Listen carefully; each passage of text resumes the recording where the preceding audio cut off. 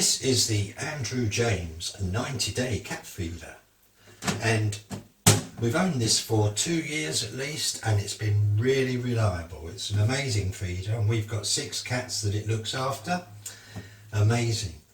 But now, after a couple of years, we're starting to get some issues with it, so I'm going to try and do some maintenance on it and pull it back where it should be, because often the display on the back goes to error and then I have to reprogram it, and that seems to be happening more and more frequently now. So I'm going to see what I can do with it. But starting at the top, the lid, this part of the lid where you lock it on was seized up completely, and so now it's fine.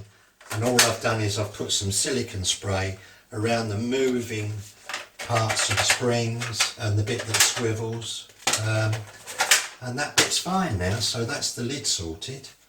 Yeah, obviously when you've done the spraying with the silicone, you need to give it a good wipe over afterwards, because obviously don't want anything coming down contaminating the food.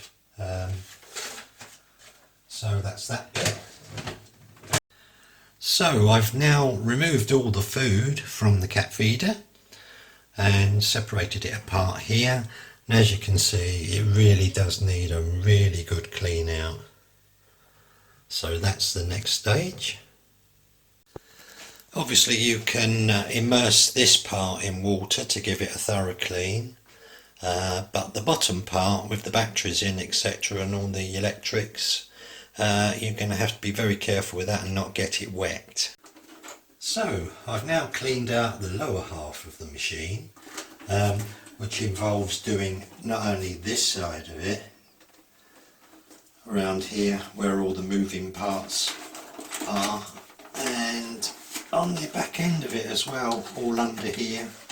I've spent about half an hour doing that, I would say, and all I've used is a toothbrush, Q-tips and a little flat bladed screwdriver.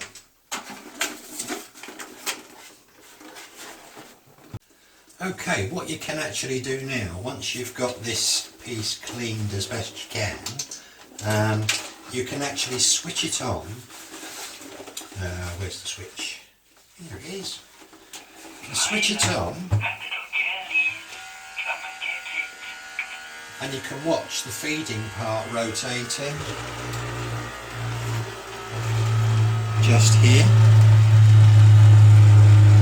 and as it turns around and you see the open part, you can just give it a wipe out before it goes all the way around again.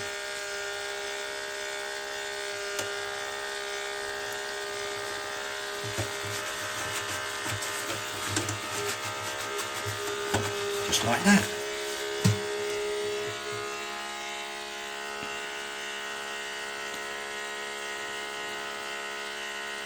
And that's all looking pretty clean, I think.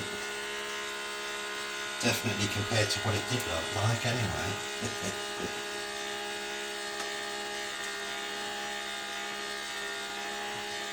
I think the next thing to check on this will be the batteries. So it sounds like it's struggling. Yeah. So I've tested the batteries and they were low, they were down to 1.4 volts. So it now has 4 new batteries, 1.6 volts now, and it's sounding much better. Milo and little Jenny's, come and get it.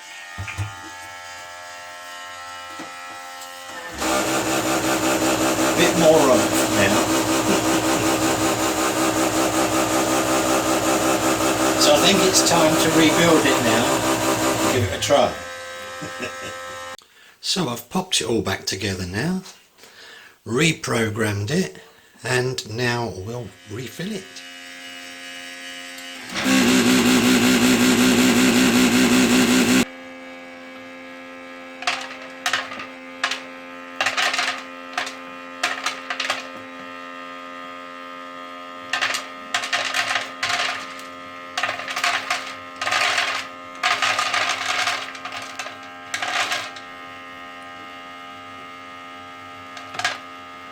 Yay, happy cats!